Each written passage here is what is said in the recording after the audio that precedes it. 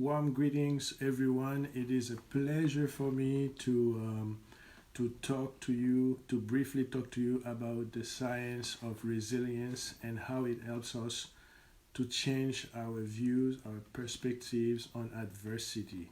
Um, to, every human being will face adversity during his life course. Every human being. There's no exception. We cannot escape this.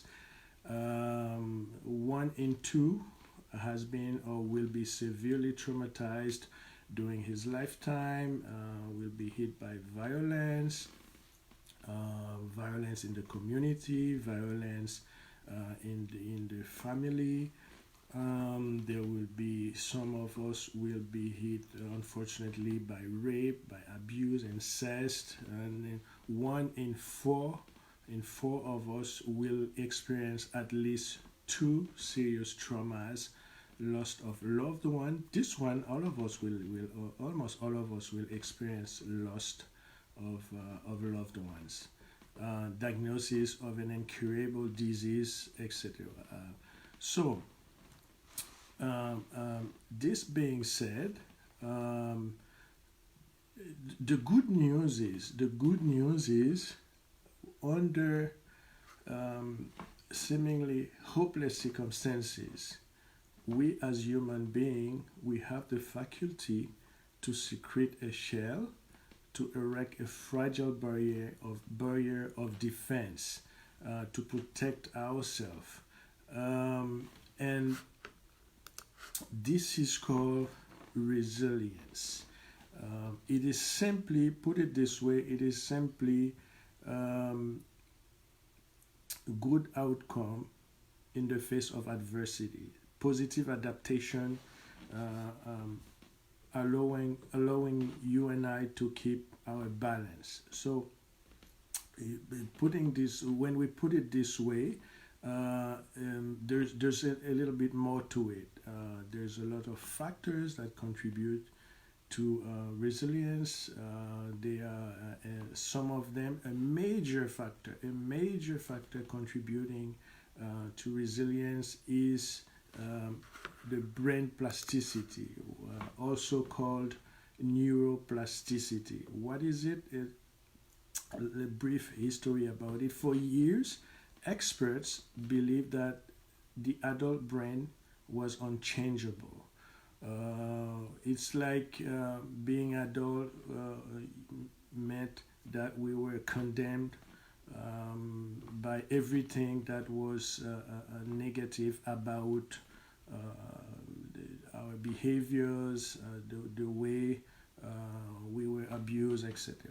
So scientists now know uh, the brain can physically, and this is excellent news, the brain can physically change throughout a person's life. This phenomenon called brain plasticity has been called one of the greatest scientific discoveries of this century. And this brain plasticity, this neuroplasticity, will play a major part in our capacity to adapt, to become resilient. Um, what about when we study resilience? One thing we know is that when faced with adversities in life, some of us will cope, will adapt. Some of us will even thrive after that, and will become role model. We find, for instance, abused women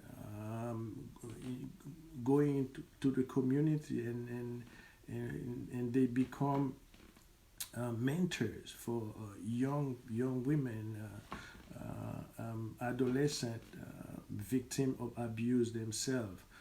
So this is great. While other women who've been through abuse, they dip into depression and suicidal thoughts, etc. So some people seem to bounce back from tragic event or loss much more quickly than others. You know, why do that happen? Why do some people seem to get stuck in a point in their life without the ability to move forward? And this is very critical question to ask when it comes to resilience. So put it this way: that why is resilience important for you and I? And it's simply because it is about promoting healthy development. Um, in children, for instance, we know that promoting resilience will help them to strengthen